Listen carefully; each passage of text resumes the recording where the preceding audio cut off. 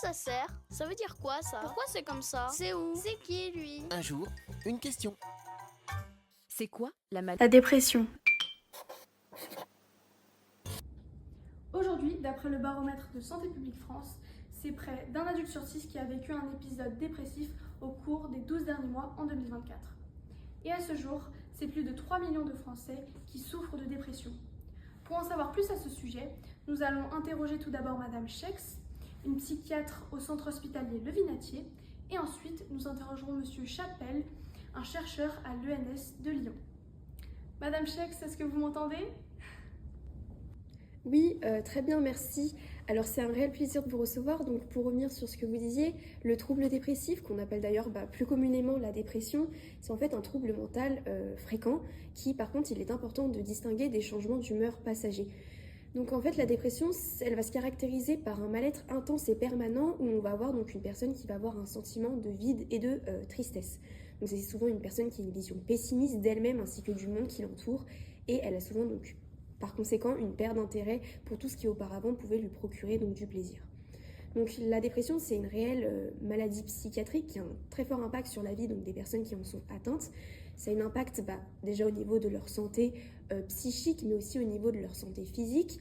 Et ça aura aussi un impact notamment au niveau de leurs relations sociales, mais aussi au niveau de leur situation professionnelle.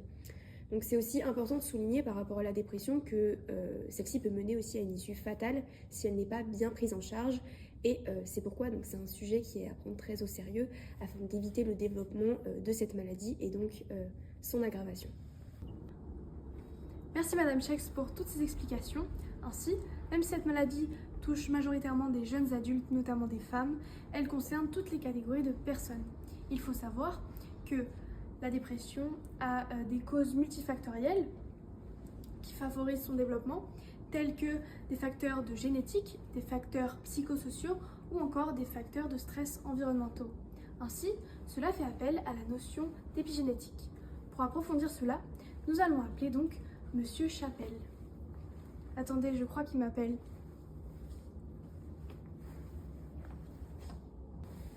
Oui, bonjour, c'est un réel plaisir de pouvoir vous répondre. Alors l'épigénétique est un mécanisme présent chez tous les organismes eucaryotes.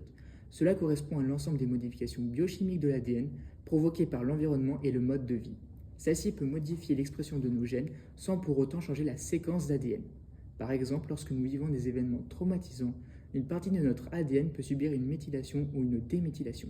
Autrement dit, nos gènes ne sont pas modifiés, mais ces derniers peuvent être activés ou désactivés en fonction de ce que nous vivons.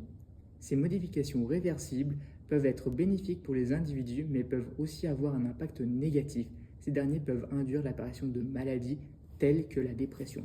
Donc, des facteurs environnementaux comme le stress, le sommeil ou encore des traumatismes peuvent mener à l'apparition de maladies telles que la dépression citée précédemment.